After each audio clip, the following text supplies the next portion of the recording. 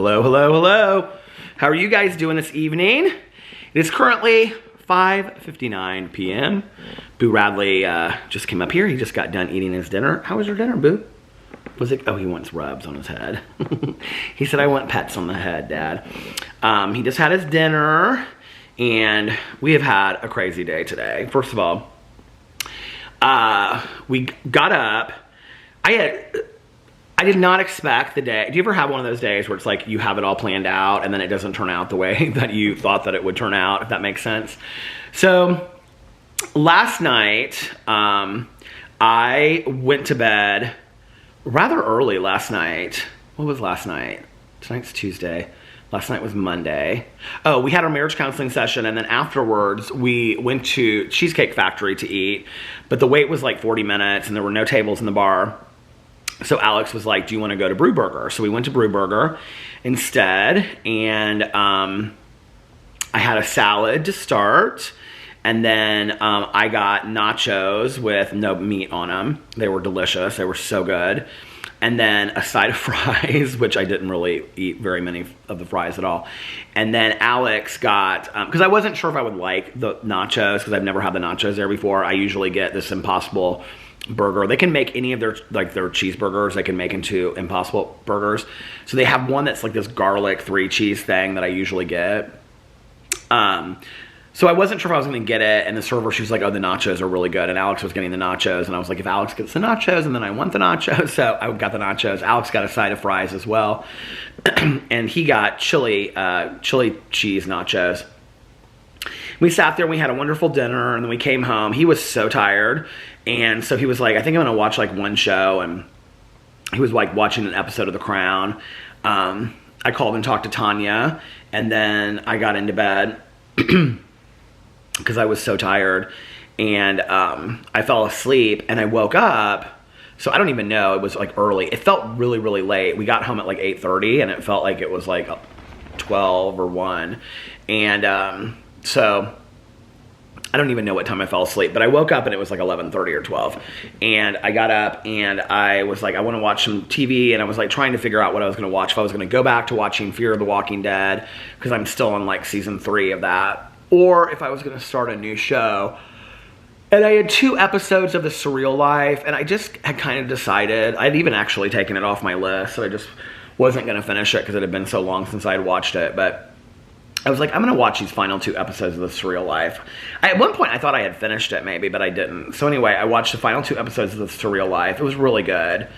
And then I was just looking at YouTube videos on my iPad that I was looking through my history, and from way in the past, right? And I had watched, I think I talked about it on here. I'd watched this documentary. It was about this, it was like this Barbara Walters special, where they had run this, contest to find the next Annie. And it was like in 1997, and it was through Macy's. Macy's ran this contest. And so the whole documentary, it's like an hour long, is about finding the next Annie. And I had watched the documentary before, and it was I don't know, 6 months ago or something. So I was kind of I just kind of started watching it again, and I was just anyway, I watched half of it, and there was all of these things on the side while I was watching it. And so then I watched another documentary, and it was talking about the girl that got picked. I totally fell down the rabbit hole of Annie last night, okay? I fell down the rabbit hole of Annie. It talked about how the girl that got picked for Annie. So the original Annie, I don't know if you guys know this, but the original Annie, before they took it to it became the musical that it is that we know today, there was this girl, this is in the 70s, and she played one show, and then they fired her, and they brought in Andrea McCardle, or whatever her name is, that became the Annie on Broadway, that became really, really famous. And so anyway, I had known that story because that story was part of this original documentary that I had watched. What I didn't know was that the week before, they had gone on this national tour, right? With this Macy's contest, and all these girls they found. It was this Joanne Pansidi, I think is her name, or something like that. Anyway, she ended up being on other reality shows later down the road, but like she ended up getting fired like by fax. Like they faxed her in the hotel room and fired her like the week before she was supposed to be on Broadway. So she never got to be on Broadway. It was really sad. And she was like, I never get to come down that staircase, and I never get to wear my red dress, and I never get to be Annie no more. It was real sad. And so I'm like sitting there watching all this, and I'm like, well, what happened? Why'd she get fired? And so then I watched that documentary that was like a follow. It was like The Turning Point or something. It was like some news show back in the day, I guess. So I watched that, and then it recommended this documentary, and it was called Annie the Documentary. And it was really interesting. And it was about like all of the different people that had ever played like in Annie, like that were Annie on national tours or were orphans or anything, and like how they had to grow up so fast and that they were like exposed to all this stuff. And then like the longest that their contracts really were ever were like 2 years, because they would kind of like age out of it. And so then they had to just like return back home to like this regular life that they just weren't used to in school and stuff like that, and they just were completely not used to it at all. So I watched that. Sarah Jessica Parker was an Annie on Broadway. Did you guys know that? I didn't know that. Yeah. So, and they used to go to like, the girls used to go to like Studio 54 when they were like 7 and 10 and 14 and 12 and stuff. They went to Studio 54. So anyway, I watched that documentary, and then it was like late, and I was like, okay, I need to go to bed. Right, Boo Radley? It was time to go to bed. How much of your dinner did you eat? Did you eat all of it? He's looking at me like I'm crazy. You didn't eat all your dinner, did you? Come here. Come here. Yeah. Are you ready for your daddy to come home? You want to see your daddy? Well, he is doing his hot yoga, and then he'll be home. And I have to start getting ready here in just a little bit, because I'm going to see Aunt Tanya tonight, and we're going to go to a meeting. What do you think about those apples, huh? So yeah, so my plan today was that I was going to get up and I was going to just make like all of these videos and do all this stuff, right? And, oh, you're being so sweet. He said, I think I'm just going to sleep right here. My plan was that I was going to make all these videos today, and I had a list of like everything that I was going to do, and I woke up and I got a message from my spine specialist. So while I was on vacation, the nurse of my spine specialist called me back finally and said that the insurance wouldn't approve the MRI. So I'm going to have to pay out of pocket or go get physical therapy.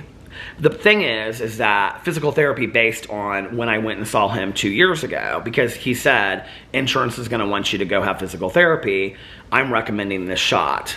So I had the shot. I paid out of pocket for it. She called it something today. I can't remember what she called it. An alternative method or something like that. But she said, yeah, insurance companies aren't going to see that. She goes, I can try to appeal it for you. She was like, but she's like, they're not going to appeal it. And she was like, so, you know, best case scenario. Like, he can't really make a decision on what I need to do going forward unless he has the results of the MRI. So either I do like 6 weeks of physical therapy based on what happened 2 years ago, that since then, you know, the accident has occurred. So there might be something on the MRI that didn't show up 2 years ago. So really I need a current MRI. So I'm going to have to pay out of pocket for the MRI. So that was a lot of discussion and back and forth and phone calls and stuff with her today. And then I had to fill out all of my paperwork for my endodontist appointment, which that is tomorrow, is my endodontist appointment for my tooth. And then there was something else. There was another appointment that I didn't know that I had this week. Oh no, well, I was supposed to see my spine specialist on the 12th, but I don't have the MRI, so there's no reason to see him yet if I don't have the results of the MRI. So I was talking to his nurse about that. But it was just like me kind of like trying, oh, and the other thing was I woke up today and one of my first plan was, I knew that I had a primary care physician appointment in January, and so I was going to call them and ask them when my appointment was. And my appointment is almost at the exact same time that my therapy appointment is on Thursday. So I had to rearrange my therapy appointment for Thursday so that I could, because I have to go to this primary care physician appointment because there's a lot of things that I'm going to go and just like, get a bunch of stuff checked out. And I haven't seen him. I think it's been like 6 months since I've seen him. So, where are you going, bud? You just going on an adventure? He's looking over at his bed. He's like, should I go over to my bed? Should I go over to my bed? So it was a lot of just like arranging appointments and all that kind of stuff. And I don't use my phone. I know, don't come for me. I don't use my phone to keep like appointments in. I keep this appointment book that I have over here, and I bought a new one when I was with Tanya, and I had also like bought a gift certificate, or a gift certificate. God, don't I sound old? A gift card for one of Caroline's stepsons, and I had left it in a bag in the back of Tanya's car, and I still don't have it. And so I'm gonna get it from her tonight, but it has my new book. I just got online last night because I wanted like a really cool one to like where I can make like lists and plan goals and put like, like all kinds of stuff in it. And there was a website called Papier. I think it's Papier. Is that Papier? Is that how you pronounce it? Papier? Anyway, it's in the UK, and I ordered a weekly planner from there that has like daily planner, weekly planner, but it's like gorgeous. It's like they have all different designs, but the one I got is like 2 different colors of blue, or it's like blue and green, and it's color blocked, and then it like you can customize it. So I had it customized so it says 2023 Peter Monn on it. And but I always put all of my things in the book. Like I like if I don't have it in my book, like I don't know that I have to do these things. So I have all these things listed in the back of my book, and I have to get organized. So I've got to get that book from Tanya tonight, and I've got to get this stuff in there because I don't even get that book that I ordered. That book doesn't come until I think like the 19th or the 25th of January or something like that. So I have to use this book. Caroline laughs at me like when we go on appointments and stuff. She'll say, I should show you guys what it is. Here, hold on a second. I'll show you. Ugh.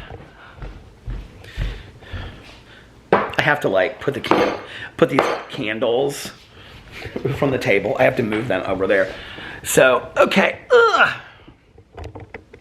I carry this, you guys, every time Caroline and I go somewhere. Every time I go to an appointment, doctor's appointments, whatever, I carry this with me. This is my 22. And see, like, so this is like August, but I don't use like that part of the calendar. I use like this part of the calendar. And then I use this little clip, very organized. And then any of the paperwork that the doctors have given me that I need to have, like orders and things like that. It's like, this is my blood work order for my last time that I went in there. I made a copy of, and I keep all of that stuff in there. And so in the very back, I was writing down my appointments and when they are. So I have 2 appointments written down here because those were the only 2 appointments that I knew. So I've got to get my new book so I can get all organized. Right, Boo Radley? I don't feel organized without it. So today was that, and then I was also doing laundry, and then Alex had done a bunch of laundry, and he had like washed sweaters, and so I was like he likes to lay out his sweaters to dry, and so I was like laying them out, and I was making the bed. I still haven't taken down the Christmas stuff. I get up and I'm just kind of like, my attitude is like, tomorrow. Plus, like last night when I was sleeping, like our bedding was so cozy last night. It was though, our Christmas bedding was so cozy. And so it was nice today though, outside. I have to tell you, it wasn't really that cold. It was, I think it was like 45, 50. It felt like it was like in the upper 40s today, which sounds cold, but I mean, not when you're talking about how it was like 20 below, you know, like freezing conditions. It wasn't anything like that. What, honey? He's over there and he's going like this. So, I don't know if tomorrow I will be taking down the Christmas stuff. It depends on what time I get up, because I have this endodontist appointment in the afternoon. I have to get up, take a shower. I have to like get an Uber to the appointment and back. I don't even know how I'm going to get videos done tomorrow. Of course, I'll do my vlog, but videos on my other channel I may just have to skip because I won't even get. So my appointment's at like 3:30, so I'll probably be there till 4:30, which means I'll get home at like 5:15. If I get in, well, I mean, it's gonna take me a while to get an Uber, so probably 5:30. So I'm not gonna come home and make a bunch of videos then, you know. I'll probably sit down and do my vlog like right when I get in. So unless I get up early tomorrow, my vlog might be my only video that I make tomorrow. Yeah.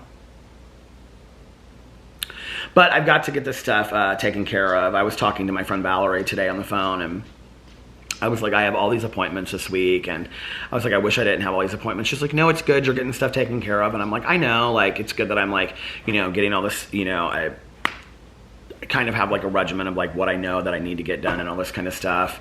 I go in next week, I think. Oh, is it next week? Hold on a second.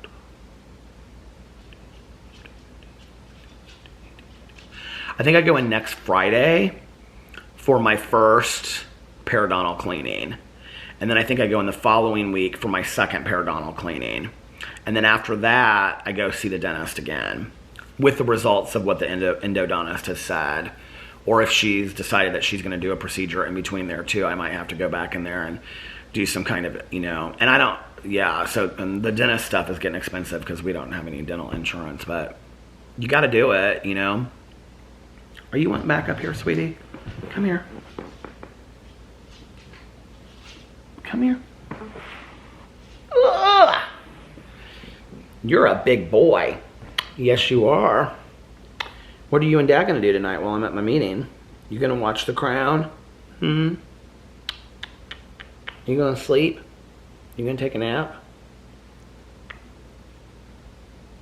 You're the best boy. So that was my exciting day. Talking to doctors' offices on the phone all day long.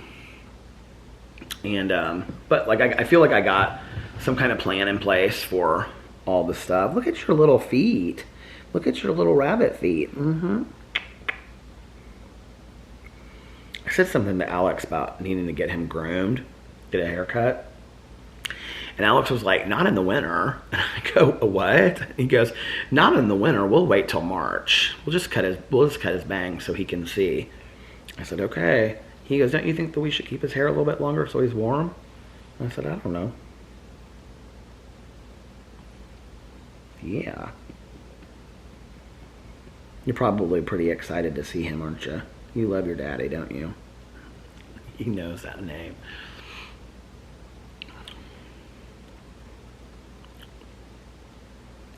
I really have been enjoying like going to bed early. I cannot fall back into the routine of going to bed super, super late again. Like last night, it just kind of like killed me. Oh, well, this is the other thing. So today I got up, made all those phone calls, did all that stuff. And then I like went back upstairs. I usually make the bed like, you know, like right away. And I had kind of like started pulling up the bed and whatever. And I started making it, and then I was like, I looked at the clock, and it was like it was like 2:50, and I was like, I'm gonna lay down until 3:30, and then I'll get up and I'll make videos. And so I went downstairs. Boo Radley was in his house. Alex put all these like new blankets down in his house, and Boo Radley, it's like they're like fleece blankets, and Boo Radley loves them.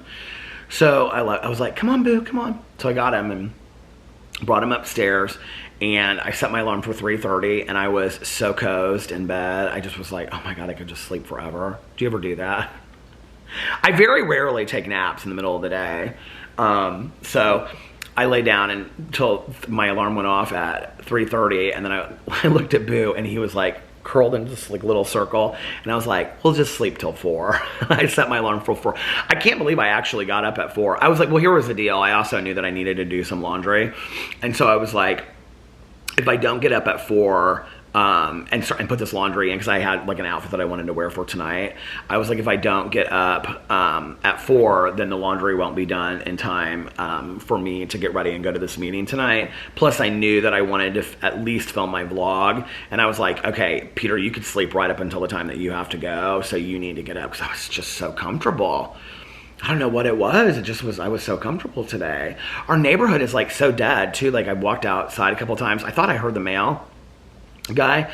So I walked outside a couple times and the mail wasn't there, but I mean, there's nobody outside, you know. It's like in the wintertime, like people either are gone from this neighborhood or they don't go outside in their yard. I mean, obviously it's cold, you know, so they don't go outside. And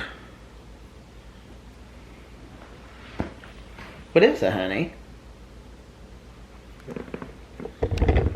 What are you thinking about, huh? What are you doing?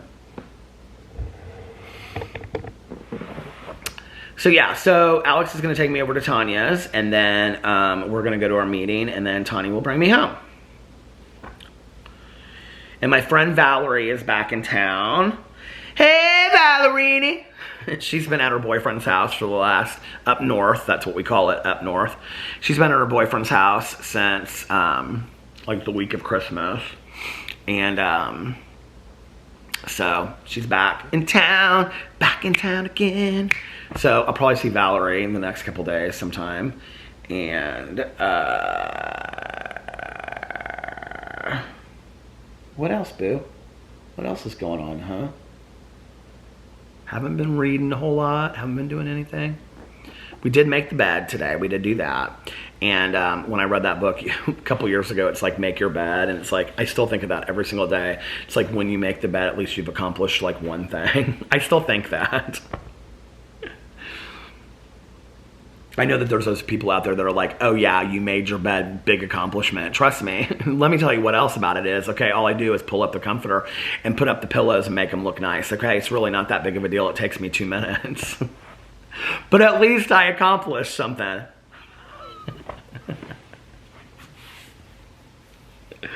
No, today I vlogged and I did this video and I did laundry and I called a bunch of appointments. I got stuff done. I got a few things done today.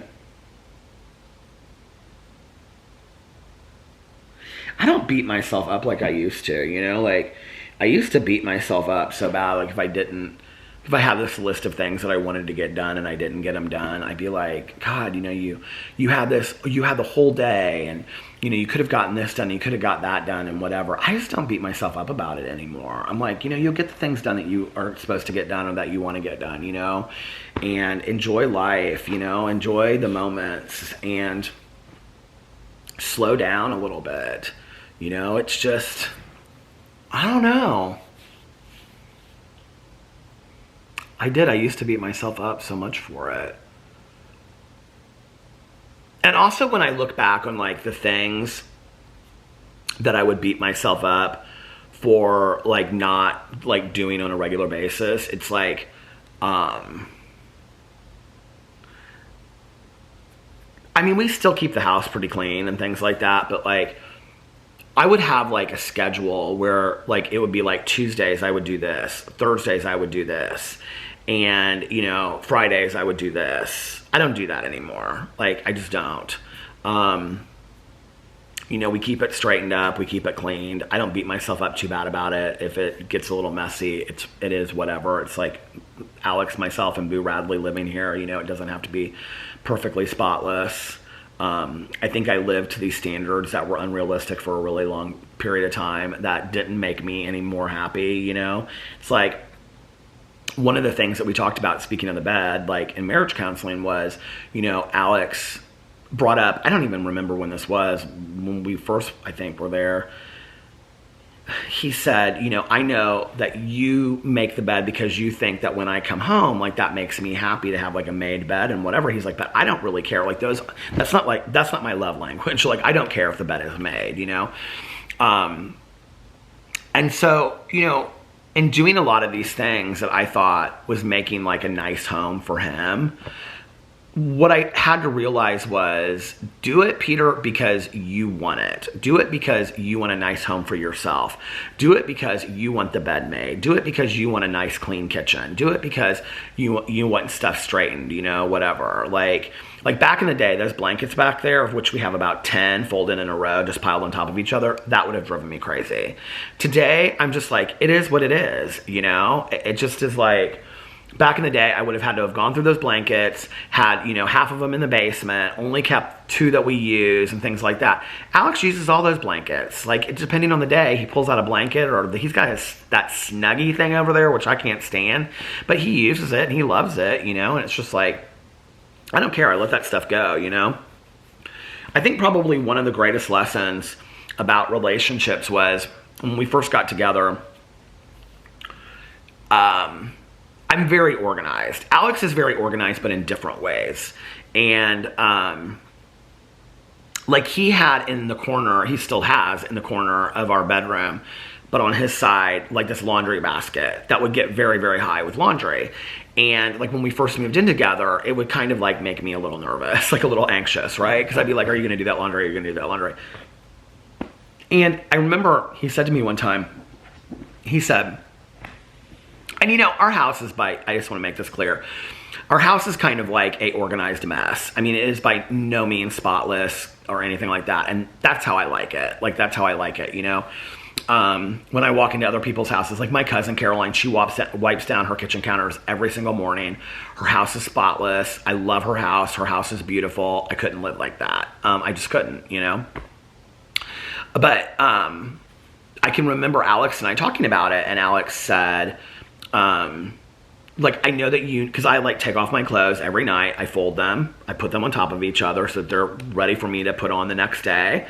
You know, hoodie folded, pants or sweat shorts folded, you know, jeans folded, shirt on a hanger in the closet. I do all that, right? And I said something to him about the corner of the room. And it wasn't like, I mean, he's never been like, just throw his clothes off or take his clothes off and leave him where he took them off, right? And he said, you have your side of the room and I have my side of the room. Can I just have my side of the room? Can you just let me have my side of the room? And it was like such a poignant moment that I just was kind of like, yeah, sure, have your side of the room. Like, and it just was like, I was able to exhale and realize it just doesn't matter, you know? It really doesn't matter. And it's really like, I think, letting go of needing to control a lot of things in relationships. I think so much about being in relationships is needing to try to find some kind of control in it or balance, when the reality is, you know, you got to let go of that stuff. You really do. You got to let people be themselves, you know, in relationships. It was interesting because when we were on this vacation and we were talking to this couple that we met in the UK, they've been together for 23 years. I mean, they are madly in love, you can tell to this day. And they were talking about how, like, you know, during COVID, it like really changed things for them because they were on lockdown at home and they live in an apartment in London. And so they were together like a lot of the time, and they hadn't been because before that, like, he traveled a lot for work or whatever. And like, she loved to do things with her girlfriends and she loved to go to plays and musicals. And I mean, she has seen like every play. I mean, she would tell me about plays that she had seen like 12 times and stuff like that, right?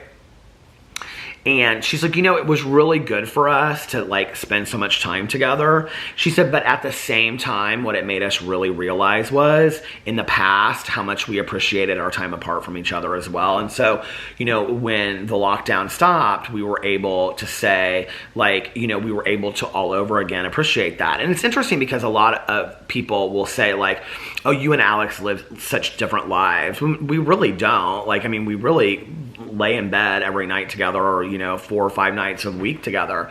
But even if we did, it works for us. You know, what we have works for us. I'm not saying that it would work for somebody else. I'm not saying that at all. You know, my past relationship, we were very enmeshed. I mean, extremely enmeshed. It was too much. It was a lot. And, you know, people will comment every once in a while and be like, it just doesn't seem like you and Alex do a lot. Or Alex goes a lot out with his girlfriends and things like that, you know, and whatnot. But you know, I enjoy spending time just being here alone a lot, you know, and I think what works for different people's relationships is what you just kind of figure out over time. And I don't know, over 14 years, we figured out what works for us. When Alex and I first got together, I was like, I mean, we were by each other's sides like 24 hours a day, like literally. It stopped. We were a one-car family. You know, I drove him to school and to work and things like that. And I'd pick him up from work. We'd go work out together. We'd go eat dinner together. And then we would come back here and, you know, we would watch a movie and go to bed and start it all over the next day. And on the weekends, I mean, it was Thursday through Sunday, we were going out together all the time. I mean, we were together all the time. And I remember one thing he said to me was, he said, I said something about missing him or something. He goes, we're never apart long enough for you to let me miss you. And I still remember that to this day because I think it was true, you know? And I think sometimes like we're so afraid to give people their independence in a relationship because it's like, well, if I give them their independence, or if they have a friend group outside of mine, or if they go do this outside of me or whatever, you know, then they're going to like develop their own interests and then they're not going to want to be with me anymore and they're going to leave with me. That's your own insecurity in your relationship, you know, and you need to figure that out and deal with it. I'm very secure with my relationship and I'm very secure with my love for my husband and his love for me, you know? And I think that what's so fantastic is that that allows us to enjoy our time together and as well enjoy our time apart, you know? Like I'm not sitting here looking at the clock being like, why has he been gone so long, you know? Like with my ex, he and I probably would have been like that with each other, you know? And Tanya remembers this. I don't remember this, but she said that he would call like every hour when I would go over to her house, and he would call and be like, "Are you coming home? My ex? And are you coming home? Are you coming home? Are you coming home?" I don't remember that very well. I don't remember it at all. But she said, "Oh yeah, like he would call and check on you all the time." And so I think it's important to, if I've learned one thing through the years, what I've learned is that everybody's relationship is different and what works for everybody is completely different. And what works for you might be completely different than what works for me, and to not judge somebody's relationship, because you have no idea what works for them, and people have different rules and different boundaries for their relationships. So, that's how it is. Anyway, with that, y'all, I'm going to get off here because I need to start getting ready. I need to go jump in the shower and get beautified, which basically means put on a hoodie and this hat. But I do want to take a shower and smell good and all that kind of stuff for tonight. Anyway, I'm going to get off here. So thank you for hanging out with me. I hope that you guys are having a magically amazing Tuesday. And if nobody else has told you this today, just hit my hat. I love you. And remember these 3 very important things. 1, you can start your day over whenever you want. 2, practice random acts of kindness, but don't tell anyone. And 3, most importantly, make sure that you reach out to somebody and let them know how much they mean to you. You'll be putting a smile on their face, changing their day for the positive, and making them happier and really cheering them up. So anyway, and also be kinder to one another, love one another a little bit more, and be kinder and love yourself a little bit more. And I love you guys, and I'll see you tomorrow. Bye. Love ya.